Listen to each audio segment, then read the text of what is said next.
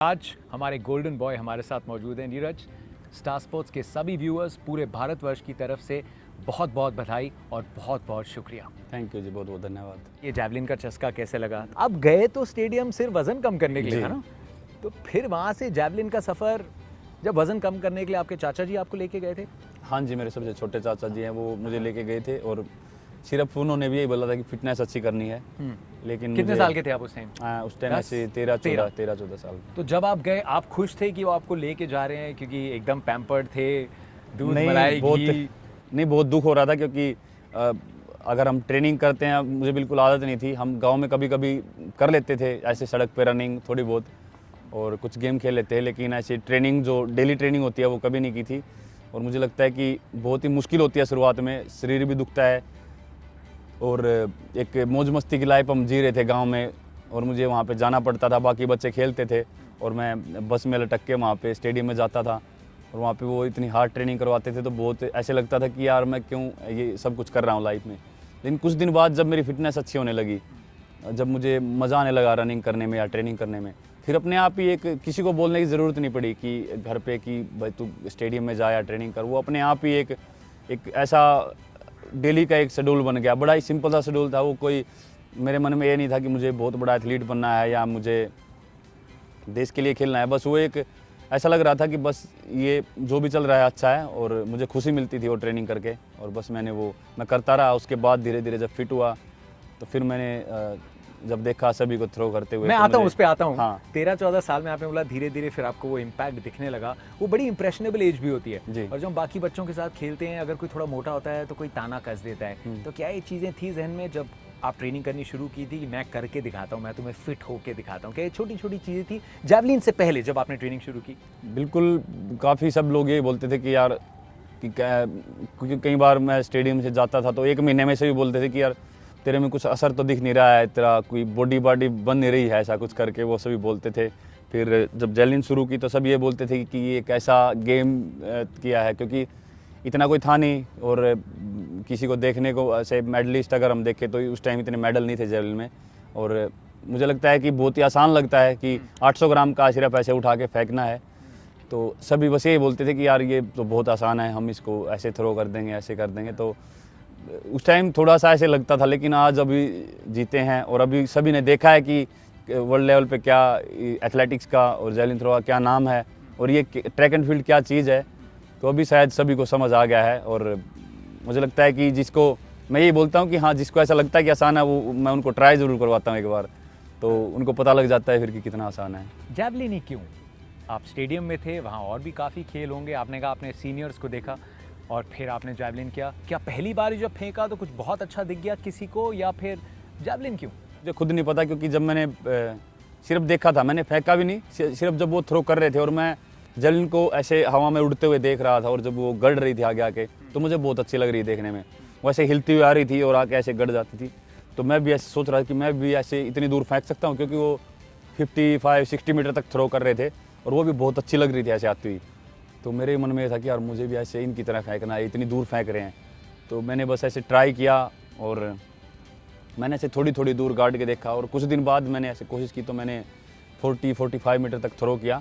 तो बहुत अच्छा लगा, वो एक ऐसे मन को खुशी मिली कि हाँ मैंने भी ऐसे इसको फेंका है।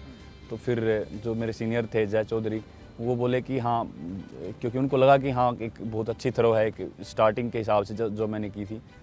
तो फिर उन्होंने मुझे अपने साथ अपने ग्रुप में ले लिया और मुझे ट्रेनिंग करवाई। थोड़े दिन बाद ही जो है मेरी काफ़ी इम्प्रूव होने लगी थ्रो और मुझे भी मज़ा आने लगा कि हाँ इम्प्रूवमेंट आ रही है, और तब से ही मैंने एक अपना पूरी लगन से ट्रेनिंग स्टार्ट कर दी। तो ये भी मैं मान रहा हूँ 14, 15, 16 की उम्र है, इस टाइम पे बहुत सारी डिस्ट्रैक्शंस होती हैं। तो ये जो सैक्रिफाइसेस होते हैं यंग एथलीट्स के, एक ऐसे खेल में जैसे आपने कहा उसका उतना नाम उतना शुमार नहीं था, तो उस टाइम पे कौन सी वो टेम्पटेशंस होती हैं उस एज की जिनको आप दूर रख के, जो आपके दोस्त कर रहे हैं, छुट्टियों पे जा रहे हैं या पिक्चर देख रहे हैं या जो मन कर रहा है खा रहे हैं, उस समय पे कितना मुश्किल होता है इनको अवॉइड करके सिर्फ फोकस रखना? मैं सच बताऊं तो मैं इतना सब कुछ सोचा ही नहीं था उस टाइम पे। बस दिमाग में यही होता था कि अरे यार स्टेडियम में जाना है और ट्रेनिंग करनी है अपनी, क्योंकि मैं सभी को देखता था कि कोई क्रिकेट खेलने जा रहा है, कोई गांव में वॉलीबॉल ऐसे टाइम पास के लिए खेलने जा रहा है, कहीं आपस में बैठ के बात कर रहे हैं, हंस रहे हैं। और मैं स्टेडियम में जाता था तो सभी उस टाइम बोलते थे कि अरे भाई क्या कर रहा है, तू भी इधर बैठ जा, क्या स्टेडियम में जाए क्या करेगा, क्योंकि रिज़ल्ट ऐसा होता है कि इतना जल्दी दिखता नहीं है। तो मैं गया काफ़ी दिन, 5-6 महीने गया, कुछ किसी को कुछ पता नहीं था कि चल क्या रहा है, मैं क्या कर रहा हूँ। बस स्टेडियम में जाता था, रात को थक के वापस आ जाता था। पर जब 1.5-2 साल बाद जब मैंने स्टेट में थ्रो की, मेरी नेशनल में एंट्री हुई, क्योंकि मेरी नेशनल में भी शायद 1.5 से 2 साल लगा मुझे खेलने में, बहुत ही एक मुश्किल था वो टाइम एक नेशनल लेवल तक पहुंचने में। और मैंने अपने पहले नेशनल में ही मैंने गोल्ड जीता, तो उसके बाद कहीं ना कहीं उनको भी लगा कि यार हाँ कुछ तो कर रहा है लड़का।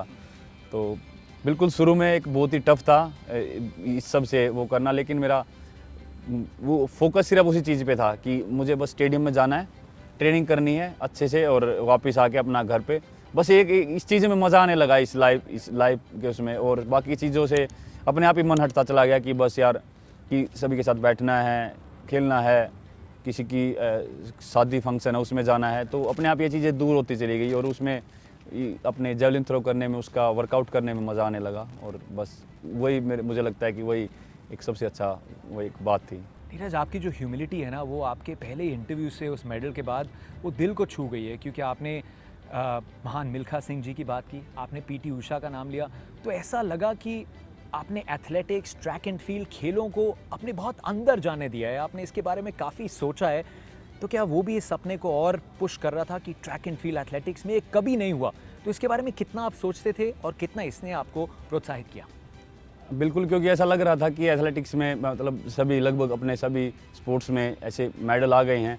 एक एथलेटिक्स ही ऐसा था जिसमें हम मेडल जीतते रहे हैं, कई बार मिल्खा सिंह जी रहे हैं, पीटी उषा जी रहे हैं, और भी हमारे बहुत अच्छे एथलीट थे, अंजू बॉबी जॉर्ज जी, जो बहुत ही क्लोज थे मेडल के, लेकिन वो जीत नहीं पाए।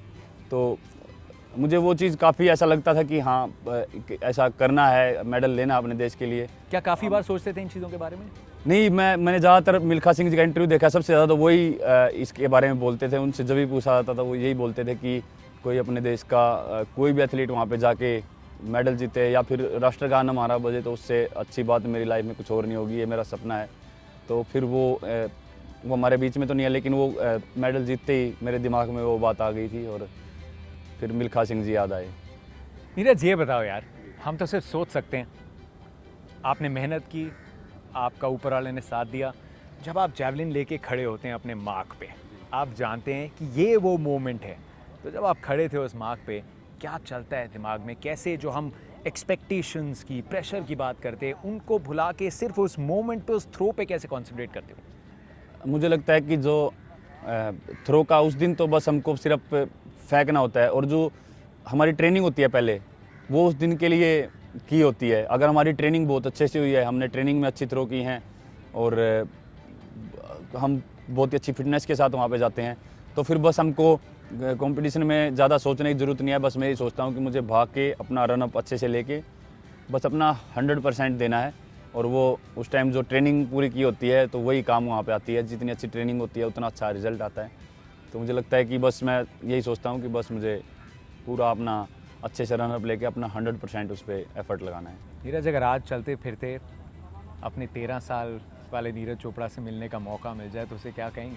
बस यही कहूँगा कि बहुत अच्छा काम किया तूने कि अपनी ट्रेनिंग कंटिन्यू रखी और इधर उधर जो बाकी चीज़ें थी उस चीज़ की तरफ ज़्यादा ध्यान नहीं दिया। और बस मैं खुद से ही एक उस टाइम का जो अभी मैं हूँ और उस टाइम का अपने आपा देखता हूँ कि उस टाइम क्या क्या सेक्रीफाइस किए और क्या क्या चीज़ छोड़ी मैंने, तो वो चीज़ काफ़ी अच्छी लगती है सच बताऊँ तो। क्योंकि वो चीज़ें अगर मैं उन चीज़ों को करता या फिर मेरे मन में ये रहता कि हाँ ये चीज़ें मैंने छोड़ दी उस टाइम पे और ये चीज़ें करनी बहुत ज़रूरी थी, तो शायद कहीं ना कहीं मैं इस लेवल पे नहीं आ पाता और मैं आज मेडल नहीं जीत पाता। क्योंकि बस बहुत ही ज़्यादा एक जो मन में एक जुनून था स्पोर्ट्स का और जेवलिन थ्रो का, वो उस टाइम उस एज में बहुत ही ज़्यादा था। अब मुझे नहीं पता था कि मैं कहीं कुछ कर पाऊँगा कि नहीं, बस फिर भी मैं एक बहुत ही जुनून के साथ अपनी ट्रेनिंग करता था जेवलिन की, तो कहीं ना कहीं वो अच्छी बात लगी वहाँ।